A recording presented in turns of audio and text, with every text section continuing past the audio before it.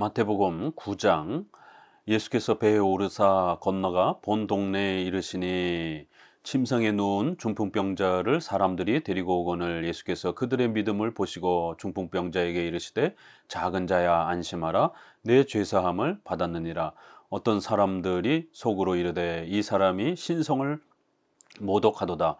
예수께서 그 생각을 아시고 이르시되 너희가 어찌하여 마음에 악한 생각을 하느냐. 내 죄 사함을 받았느니라 하는 말과 일어나 걸어가라 하는 말 중에 어느 것이 쉽겠느냐. 그러나 인자가 세상에서 죄를 사하는 권능이 있는 줄을 너희로 알게 하려 하노라 하시고 중풍병자에게 말씀하시되 일어나 내 침상을 가지고 집으로 가라 하시니 그가 일어나 집으로 돌아가거늘 무리가 보고 두려워하며 이런 권능을 사람에게 주신 하나님께 영광을 돌리니라.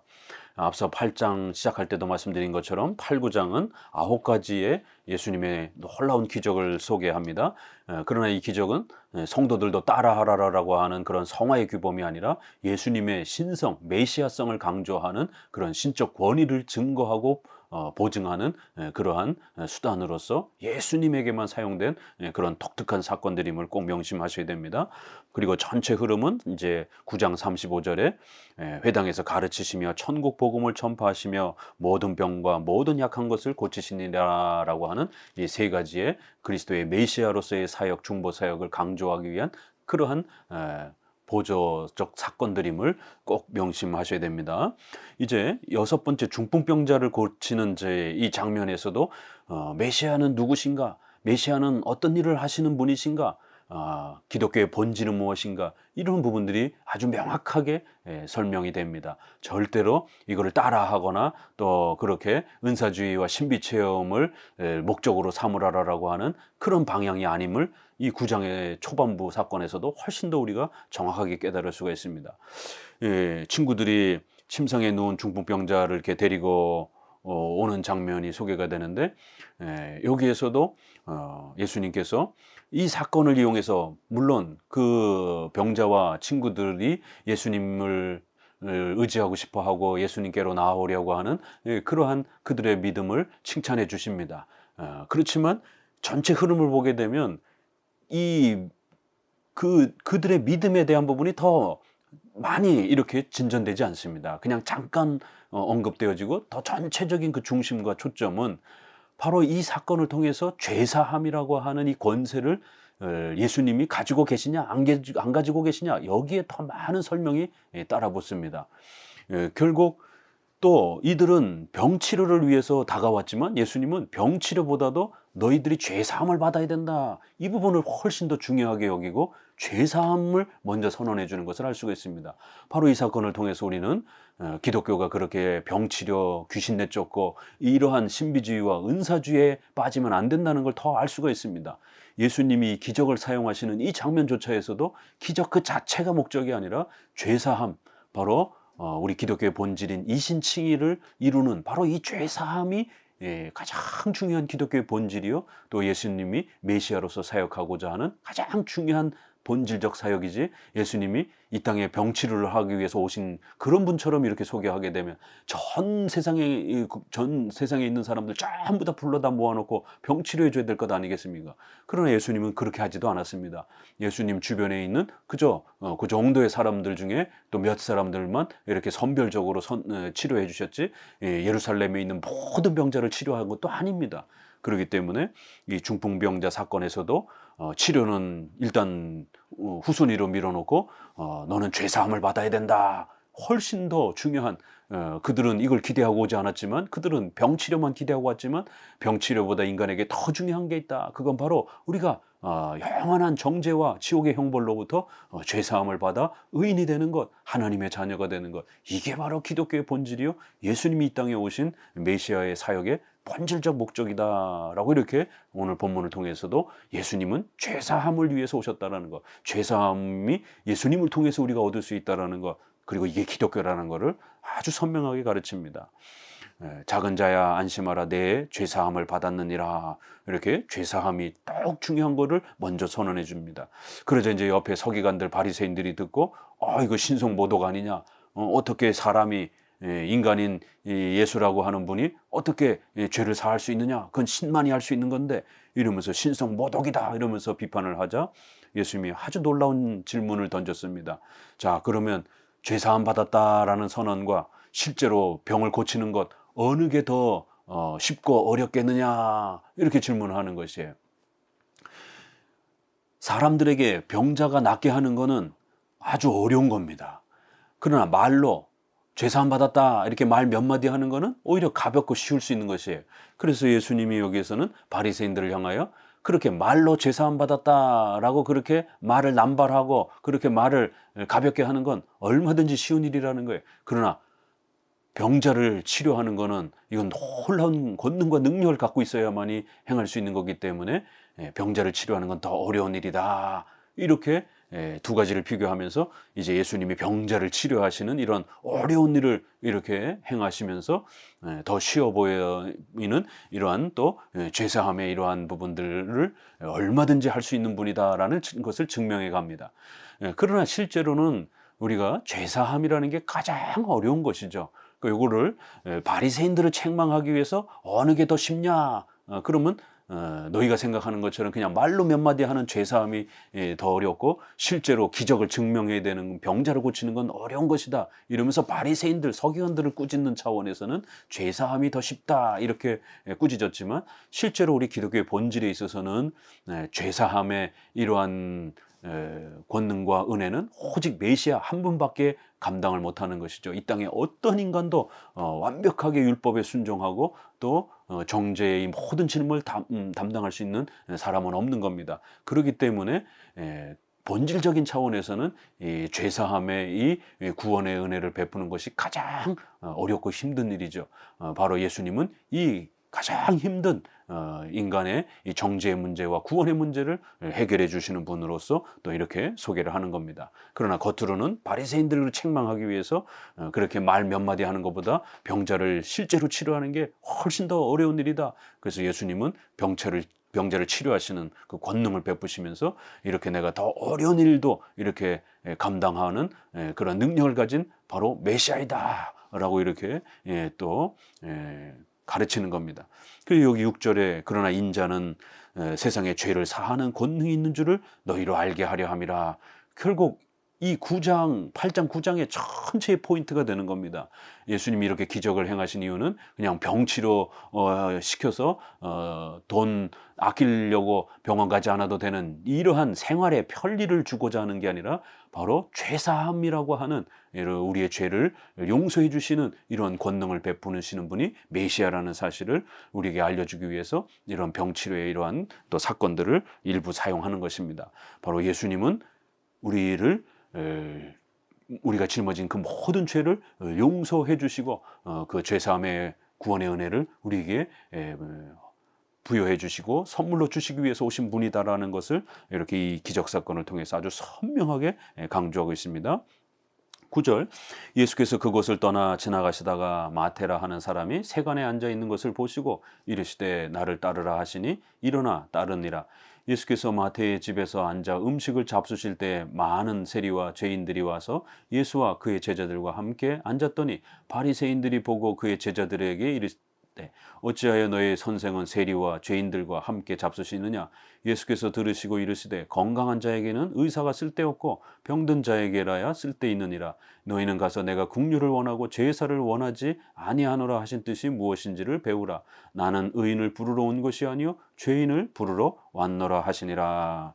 이렇게 9장의 사건들은 좀 더 바리새인들과 서기관들을 책망하면서 그들의 잘못된 메시아관들을 이렇게 수정하시면서 올바른 성경에서 올바르게 가르치는 메시아에 대한 올바른 개념은 무엇인가? 바로 그것은 죄사함을 주시는 바로 복음의 이러한 본질을 가르치시는 메시아로서 메시아를 바르게 이해하도록 그렇게 가르쳐가는 걸 알 수가 있습니다.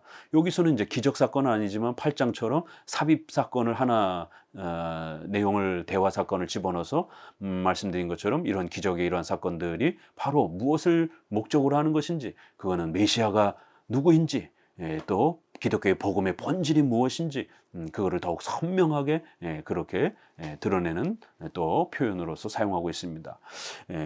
세리라고 이 세관 역할의 이러한 감당을 하는 또 이러한 마태를 불러서 세금을 징수하는 그 시대 당시에는 아주 그렇게 친로마파 사람처럼 취급되면서 아주 사람들에게 조롱을 받고 있었던 이런 마태를 이렇게 부르시면서 이 장면에서도 마태의 어떤 고백, 헌신, 결단 이런 거 아무런 얘기도 없습니다. 오히려 이 마태를 부르면서 그 시대 당시에 가장 조롱받는 자들을 그렇게 부르시고 그 마태의 집에 들어가서 그런 동료들인 세리와 또 여러 그 사회에서 조롱받는 죄인들과 함께 식사를 하는 장면들을 이렇게 사용하시는 것입니다. 그러자 이제 바리새인들 이런 또 서기관들이 그걸 지켜보면서 예수님을 막 조롱하는 어떻게 유대인의 선생님이라고 하면서 이렇게 죄인들과 함께 어울리면서 이렇게 더러운 일들을 행하느냐라고 하니까 이 사건을 이용해서 예수님이 건강한 자에게 의사가 필요 없고 병든 자에게만 의사가 필요한 것이다. 바로 예수님이 이 땅에 오신 것은 바로 그 병든 자들을 구원하기 위해서 오신 것이다. 그렇게 세상의 부귀영화를 주기 위해서 또 무슨 그러한 국가 정치를 건강하게 만들기 위해서 그런 목적으로 오신 것이 아니라 바로 그 영혼이 병들고 그 영혼이 아파하고 괴로워하는 그래서 전적으로 부패한 죄인들이 하나님 앞에 살려달라고 하소연하는 바로 그런 자들을 구원하기 위해서 죄인을 부르러 왔다라고 이렇게 또 다시 한번 9장에서 죄사하는 권능 이것의 연속으로 바로 죄인을 부르러 오신 것이다 라고 이렇게 기독교의 복음이 무엇인지 또 예수님의 중보사역의 본질은 무엇인지 바로 죄인을 구원으로 초대하는 바로 이러한 중보사역을 하기 위해서 오신 것이다라는 거예요. 그렇기 때문에 바리새인들 서기관들이 이렇게 구약의 율법 이런 것들을 제사를 잘못 곡해해서 마치 그런 의식을 지키면 구원받는 것처럼 이렇게 제사의식에 함몰되어져서 정작 그 제사를 통해서 장차 오실 메시아를 바라보지 못하고 복음의 본질을 찾지 못하는 이러한 어리석음과 복음을 망가뜨린 구약을 망가뜨린 이들의 죄를 엄히 책망하는 겁니다. 그리고 이제 14절에서 나오는 새 포도주와 낡은 포도주 비유도 역시 같은 그러한 비슷한 내용의 의미를 또 한 번 더 추가적으로 설명하는 내용입니다. 14절 그때 요한의 제자들이 예수께 나와 이르되 우리와 바리새인들은 금식하는데 어찌하여 당신의 제자들은 금식하지 아니하나이까. 예수께서 그들에게 이르시되 혼인집 손님들이 신랑과 함께 있을 동안에 슬퍼할 수 있느냐. 그러나 신랑을 빼앗길 날이 이르리니 그때에 금식할 것이니라. 생배 조각을 낡은 옷에 붙이는 자가 없나니 이는 기운 것이 그 옷을 당겨 헤어짐이 더하게 되며 새 포도주를 낡은 가죽 부대에 넣지 아니하나니 그렇게 하면 부대가 터져 포도주도 쏟아지고 부대도 버리게 됨이라. 새 포도주는 새 부대에 넣어야 둘이 다 보존되느니라. 많은 오늘날 복음주의권 내에 있는 목회자들이 이 부분도 많이 실수를 합니다. 결국 새 포도주를 지나치게 강조하면서 신약이 훨씬 더 중요한 것처럼 신약만 중요한 것처럼 이렇게 강조하면서 이렇게 낡은 포도주, 낡은 또 가죽 부대는 마치 필요가 없는 것처럼 이렇게 하면서 율법 폐기주의, 구약 폐기주의 이런 형태로 복음과 율법을 대조하면서 그렇게 대립관계로 해석을 하는 바르트가 바로 이렇게 대립관계로 봤고요. 또 감리교, 또 제세례파는 구약은 율법으로 구원받는다 그러면서 신약만 복음으로 구원받는다 이렇게 주장하면서 대립을 처음 제시하고 그 이후에 침례교가 구약의 유아 세례를 구약의 할례가 신약의 유아 세례로 이어지지 않는 것처럼 해석하면서 결국 구약의 할례가 신약의 유아 세례와 상관없다 이러면서 대립관계로 보면서 유아 세례를 부정한 이러한 구약의 연속성을 부정한 침례교, 또 회중파들도 은혜 언약과 관련해서 구약의 은혜 언약보다는 신약의 은혜 언약이 더 본질인 것처럼 이렇게 강조하는 이런 코케이우스 이후에 이런 여러 구약과 신약의 대립관계, 또 경건주의자들이 오순절만 신비주의자들이 오순절 사건만 강조하면서 구약을 무시하고 또 바르트라든가 현대의 많은 자유주의 신학자들이 신약만 강조하면서 구약을 무시하는 이런 대립 관계로 보면서 이 낡은 포도주, 새 포도주가 더 중요하다. 이런 식으로 이 부분을 강조를 했습니다. 그러나 칼빈이나 종교개혁자들 또 웨스트민스터의 또 이런 장로교 개혁파 분들은 물론 여기서는 바리새인들을 책망함으로 인해서 신약의 예수님이 이 땅에 오신 새로운 시대의 또 이런 중요성을 강조하는 건 맞지만 그렇다고 해서 옛 것을 필요 없다 이렇게 강조한 게 아니라 바리새인들의 그 잘못된 그러한 의식들을 책망한 것이고 옛 율법인 율법의 역할 또 새로운 시대에 예수님을 통해서 소개되는 복음의 역할 구약과 신약은 각각 조화와 각각의 역할이 있다. 그래서 각각 다 그렇게 쓰임새가 있는 것이다. 여기 보게 되면 둘 다 보존돼야 된다 이렇게 설명을 합니다.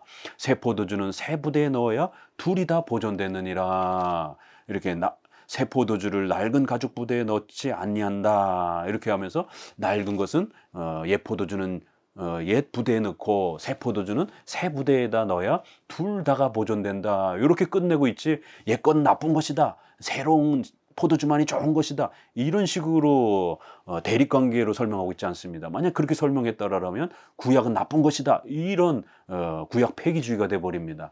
그래서 여기서는 앞서서 9장 초반부부터 계속 바리새인들과 사두개인들과 부딪히고 있었던 구약의 이러한 의식법, 제사법을 잘못 곡해해서 결국 이렇게 복음을 망가뜨린 그들의 어리석음을 책망하고 여기서도 금식에 대한 이런 문제와 관련해서 구약의 금식의 개념을 잘못 곡해해서 결국 망가뜨린 이러한 복음을 곡해한 이러한 죄를 책망하는 겁니다.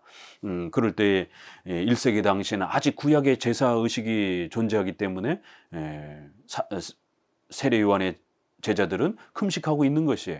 그리고 또 예수님도 지금은 이제 금식하지 않지만 곧 이제 예수님의 제자들도 예수님이 십자가에 돌아가시고 나서 그 슬픔과 아픔들을 또 이겨내고 또 오순절에 이러한 또 성령의 충만함을 위해서 또 간절히 금식하며 또 그렇게 하나님 앞에 매달리는 이런 때가 올 것이다라고 하면서 그 금식에 대한 간절성, 기도에 대한 그 간절성을 무시하지 않습니다. 곧 제자들도 금식할 거다라고 이렇게 말씀하는 거예요. 다만 지금은 그 신랑이 있기 때문에 신랑 친구들이 잔치 동안에는 금식하지 않는다 이렇게 소개하면서 구약의 금식과 의식법, 제사법들을 장차올 예수님을 소개하는 도구로 이렇게 잘 바르게 사용했어야 되는데 바리새인들은 그 금식 자체가 무슨 구원을 주는 것처럼 이렇게 악하게 사용했기 때문에 구약의 이런 제사법, 의식법은 어떤 역할로 써야 되는 것인지 또 새로운 신약에 이제 이러한 예수님이 오심으로 인해서 구약의 모든 이런 의식법이 중단되고 성전 제도가 중단되고 이제는 새로운 방식으로 말씀 중심으로 이렇게 예배드리고 또 복음이 펼쳐져가는 또 이러한 구약과 신약의 차이와 또 공통점을 잘 이렇게 설명을 한 것입니다. 그래서 구약을 좀 더 올바르게 이해하고 구약에서 그런 많은 제사의식들이 장차올 바로 메시아와 예수 그리스도 그 짐승의 희생 제사는 다 예수님이 십자가에 죽으실 메시아의 그 대속적 희생을 가르치는 이러한 구약의 올바른 역할을 잘 이해해야 된다. 이렇게 구약과 신약의 각각의 역할과 쓰임새를 이렇게 또 아주 놀랍도록 설명하고 있는 것입니다. 이것도 추가된 그런 내용입니다. 기적사건이 아니고. 그리고는 이제 7번째 18절에 이제 기적사건이 다시 또 이어집니다. 예수께서 이 말씀을 하실 때 한 관리가 와서 절하며 이르되 내 딸이 방금 죽었사오나 오셔서 그 몸에 손을 얹어 주소서 그러면 살아나겠나이다 하니 예수께서 일어나 따라가심에 제자들도 가더니 12해 동안에 혈류증으로 앓는 여자가 예수의 뒤로 와서 그 겉옷가를 만지니 이는 제 마음에 그 겉옷만 만져도 구원을 받겠다 하미라. 예수께서 돌이켜 그를 보시며 이르시되 딸아 안심하라 내 믿음이 너를 구원하였다 하시니 여자가 그 즉시로 구원을 받으니라. 예수께서 그 관리의 집에 가사 피리 부는 자들과 떠드는 무리를 보시고 이르시되 물러가라. 이 소녀가 죽은 것이 아니라 잔다 하시니 그들이 비웃더라. 무리를 내보낸 후에 예수께서 들어가사 소녀의 손을 잡으심에 일어나는지라. 그 소문이 그 온 땅에 퍼지더라. 예, 일곱 번째 사건에는 두 가지 사건이 이렇게 있지만 그냥 하나로 통합해서 이렇게 봅니다. 예, 한 관리가 자기 딸이 죽었다라고 하면서 예수님께 와서 고쳐달라고 간절히 이렇게 요청을 합니다. 그런데 그 사이에 가시는 동안에 12해 동안이나 이게 혈루증을 앓는 피가 멈추지 않고 자꾸만 이렇게 흐르는 이러한 그 병을 앓고 있는 여인이 와서 예수님을 만지기만 해도 치료를 받을 것이다라고 하는 그러한 예수님의 권능과 능력을 의지하면서 나오는 장면이 나옵니다. 그 여기서 분명히 우리가 예수님을 믿어야 구원을 받는 겁니다. 그렇기 때문에 믿음은 구원의 수단으로서 아주 중요한 그러한 또 요소입니다. 그래서 믿음을 또 우리가 회개와 믿음을 강조해야 됩니다. 그러나 이제 많은 대부분 목회자들이 또 실수하고 성도들이 실수하는 것은 여기 관리와 그 여인의 믿음만 자꾸만 강조하고 그들이 어떻게 헌신했는지, 그들이 어떻게 회개에 노력을 했는지, 그들이 어떻게 믿음의 결단을 했는지, 또 그들이 어떻게 믿음을 끝까지 유지했는지, 그러니까 우리도 잘 믿으면 복 받습니다. 이런 식으로 인간의 공로와 노력에만 치중하다 보게 되면 이게 전형적인 알미니안주의적인 그런 해석의 방식입니다. 그러니까 오늘날 알미니안주의 해석에 너무 지나치게 많이 함몰되어 있어서 모든 성경 본문을 인간 중심적으로 보는 거예요. 인간의 그런 어떤 노력, 인간의 어떤 그런 헌신, 인간의 어떤 그러한 여러 행동들, 이런 부분들을 초점을 맞추면서 그러니까 우리도 이렇게 하면은 복을 받습니다. 그럼 결국 인간이 이렇게 하면 이렇게 뭔가를 액션을 취해야만 어떤 하나님으로부터 뭔가를 받아낸다. 이런 식으로 인간의 공로와 노력이 강조가 되면서 마치 그것이 하나님의 은혜를 받아내는데 협력이 되는 것처럼 신인 협력주의적으로 결국 인간의 노력과 그 열심을 의도적으로 초점을 맞추고 전체 문맥을 거기에 맞추면서 해석을 하게 되는 것이에요. 그러나 이것은 믿음이 필요하다라고 하는 그 필요성의 정도에서 강조되고 있는 것이지, 믿음은 구원의 수단이기 때문에 반드시 회개와 믿음을 우리가 강조해야 됩니다. 그러나 회개와 믿음이 아무리 중요하다 할지라도 그거를 공로처럼, 구원의 공로나 원인처럼 이렇게 너무 세게 강조하게 되면 결국 예수 그리스도의 공로와 예수 그리스도의 그러한 중보사역이 무시되어지고 오직 인간의 그러한 노력과 공로와 결단만이 더 부각이 되는 이런 형태로 구성이 됩니다. 그래서 알미니안주의와의 논쟁은 1618년에 우리가 이 믿음과 관련해서 알미니안주의자들은 믿음 때문에 이렇게 강조했고, 우리 개혁파는 믿음으로 말미암아, 믿음을 통해서, 그래서 믿음을 수단으로, 도구로 이해할 것이냐, 알미니안주의처럼 원인, 공로, 믿음 때문에 우리가 구원받은 것이다. 이게 어마어마한 논쟁이 된 겁니다. 둘 다 믿음을 강조했지만 그 믿음의 이 성격을 강조하는 성격이 달랐다라는 거예요. 알미니안주의자들은 믿음을 지나치게 강조해서 구원 전체를 만들어가는 원인, 토대, 기초, 공로로 생각하는 거예요. 그래서 반드시 그들은 믿음 때문에 구원받은 것이다. 로마서를 믿음 때문에 구원받은 것이다. 라고 이렇게 그 전치사를 번역하려고 애를 썼습니다. 그러나 로마서는 원인 전치사로 되어 있지 않습니다. through faith, by faith, 이렇게 믿음으로 말미암아, 믿음을 통해서, 이렇게 믿음을 도구나 수단의 전치사로 이렇게 헬라어가 구성되어 있습니다. 원인으로 되어 있지 않습니다. 우리 장로교는 믿음은 중요하다. 그러나 믿음은 도구와 수단, 밥을 먹기 위한 숟가락 정도의 수단이지 밥 자체가 아니라는 거예요. 우리를 구원해주는 그 공로 그 자체는, 원인 그 자체는 예수 그리스도요, 예수님의 희생인 것입니다. 이렇게 믿음을 강조하는 데 있어서도 믿음만 강조하는 이러한 지나친 믿음 우선주의로 가느냐, 아니면 믿음을 수단으로서 강조하느냐의 이런 엄청난 차이가 발생이 되는 겁니다. 그래서 이 본문, 또 그 다음에 맹인들의 이런 또 믿음을 칭찬하는 이런 모습에서 대부분 목회자들이, 그러니까 우리는 하나님 앞에 더 열심히 믿음의 결단을 해야 됩니다. 더 열심히 헌신을 해야 됩니다. 그래야 복을 받습니다. 이렇게 초점을 맞춥니다. 그러나 이거는 도구, 구원의 도구 정도, 수단 정도로서 그 믿음을 칭찬해주고 강조하는 거고, 전체적인 중심은 예수님이 누구신가, 예수님이 어떤 일을 하셨는가, 예수님의 그 권능과 그 예수님의 그러한 또 위대함은 어떠한 것인가, 여기에 초점을 맞춰야 되는 것입니다. 왜요? 성경은 인간의 헌신과 인간의 노력을 가르치는 그러한 책이 아니라 예수님은 누구신가, 하나님은 누구신가, 하나님을 알려주는 계시의 책이란 말이에요.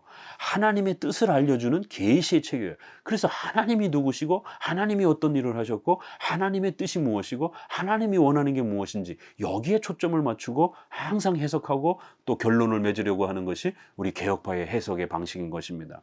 그런 관점에서 오늘 본문을 보게 되면 12에 이렇게 고생을 했던 이 여인이 다가왔을 때에 딸아 안심하라 내 믿음이 너를 구원하였다 그러면서 그를 칭찬해 주십니다. 그래서 여기에서는 예수님께서 좀 더 그 여인의 믿음 또 그러한 많은 어려움을 감수하고 예수님께로 나와서 예수님을 만지면 고침받을 수 있다라고 하는 그런 간절한 믿음이 마치 그 믿음 때문에 구원받은 것처럼 이렇게 표현해 주는 것이에요.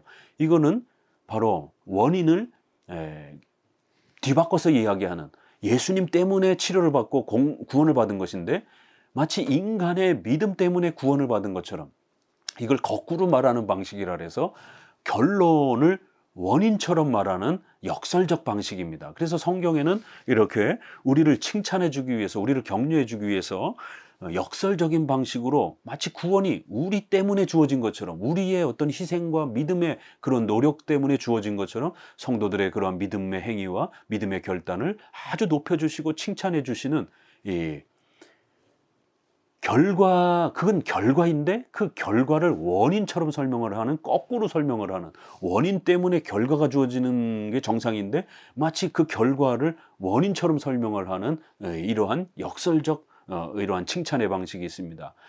이런 표현들은 아주 주의 깊게 읽어야 됩니다. 여인의 믿음이 마치 이 치료를 행한 것처럼 이렇게 칭찬해 주시는 것이에요. 아니죠. 궁극적으로는 예수님이 원하셔서 치료를 해주신 것이고 예수님의 능력으로 치료를 받은 것이죠. 그렇지만 여인의 또 그러한 믿음을 칭찬해 주기 위해서 마치 너의 믿음이 이 모든 혜택을 받은 것이다. 이 모든 역사를 만든 것이다. 라고 이렇게 칭찬을 해준 것이에요. 그 모든 것은 선물로 주신 것인데 우리를 격려하고 칭찬하기 위해서 상처럼 이렇게 너의 믿음의 그러한 또 열심 때문에 상을 받은 것처럼 이렇게 상처럼 그 선물을 우리에게 주시는 그런 방식의 은혜를 주시는 방식입니다. 이렇게 놀랍게 우리의 조그만한 그런 헌신과 믿음의 이런 또 결단의 모습도 아주 높게 많이 칭찬해 주시는 그런 방식이지 실제적 공로와 원인이 우리 때문에 우리에게 있다라고 말하는 공로주의를 가르치는 건 아닙니다. 이걸 꼭 주의해서 우리가 살펴야 됩니다. 그리고 이제 본격적으로 관리에 대한 그 부분에 있어서도 이 소녀가 잔다 하니까 주변에서 또 막 조롱하는 장면을 또 이렇게 보여주시면서 예수님이 들어가 소녀의 손을 잡으며 그 유명한 달리다곰 하는 이제 다른 복음서에서 표현이 되는 소녀를 살립니다. 그 여기에 장면에도 보면 관리의 그러한 그 믿음은 이렇게 많이 강조되어 있지 않습니다. 또 이 소녀, 죽어있는 소녀의 믿음도 소개되어 있지 않죠. 더구나 또 여기서는 소녀는 죽어있기 때문에 하나님이 전폭적으로 살려주셔야 전폭적인 그리스도의 공로로 우리를 살려주셔야 우리가 사는 겁니다.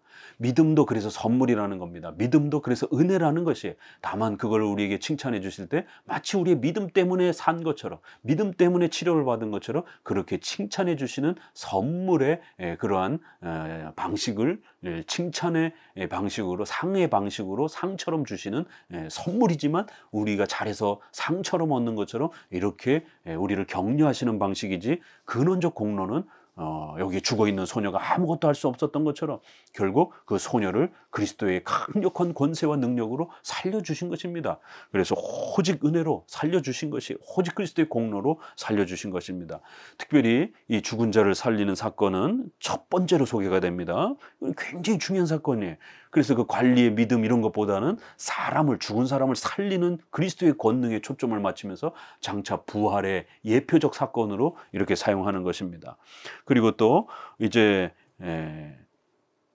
장례식에서 또 나인성 과부의 자녀를 치료해 주시는 또 이런 장면이 나오고 또 그다음에 나사로를 무덤에 있는 나사로를 살리는 이 3번의 죽은 자를 살리는 장면이 나옵니다. 이것은 바로 장차 올 부활의 사람이 죽었다가 다시 살 수 있다라고 하는 예수 그리스도의 구원의 은혜로 우리가 죽음, 사망을 이길 수 있다라고 하는 영생의 부활을 얻을 수 있다라고 하는 어마어마한 기독교의 이 죄사함과 부활의 이 은혜가 바로 이러한 장면을 통해서 아주 놀랍게 강조되는 것입니다. 그렇기 때문에 지나치게 여기에 관리와 또 여인의 그 믿음에만 너무 집중해서 모든 설교를 거기에다가 맞추면 안 되는 겁니다. 27절 예수께서 거기에서 떠나가실 때 두 맹인이 따라오며 소리질러 이르되 다윗의 자손이여 우리를 불쌍히 여기소서 하더니 예수께서 집에 들어가시매 맹인들이 그에게 나오거늘 예수께서 이르시되 내가 능히 이 일을 할 줄 믿느냐 대답하되 주여 하오이다 하니 이에 예수께서 그들의 눈을 만지시며 이르시되 너희 믿음대로 되라 하시니 그 눈들이 밝아진지라. 예수께서 엄히 경고하시고 삼가 아무에게도 알리지 말라 하셨으나 그들이 나가서 예수의 소문을 그 온 땅에 퍼뜨리느니라. 그러니까 여덟 번째는 맹인의 그러한 또 눈을 고치시는데 여기에서도 그 맹인들이 고백하는 그 고백, 다윗의 자손이요, 바로 아브라함의 1장 1절 아브라함과 다윗의 자손 예수 그리스도, 바로 구약의 그 약속한 다윗의 자손으로 오실 것이다, 또 아브라함의 자손으로 오실 것이다 약속한 구약의 그 모든 약속이 바로 이 메시아를 통해서 바로 예수님이 바로 그 메시아다라고 하는 이 놀라운 선언이 하나님의 아들 또 다윗의 자손, 이런 표현들이 예수님에게 맞춰서 사용되어지면서 예수님은 메시아요 하나님의 아들이시다라는 것, 바로 아브라함과 다윗의 자손인 우리의 중보자이시다라는 것을 또 이렇게 강조하는 것입니다. 그리고는 예수님이 이러한 모든 권능과 창조주로서의 권능을 행하실 줄 아느냐 믿느냐, 이렇게 예수님이 어떤 분이신지를 바르게 믿어야 된다라고는 이런 아주 강력한 선언이 소개되는 것입니다.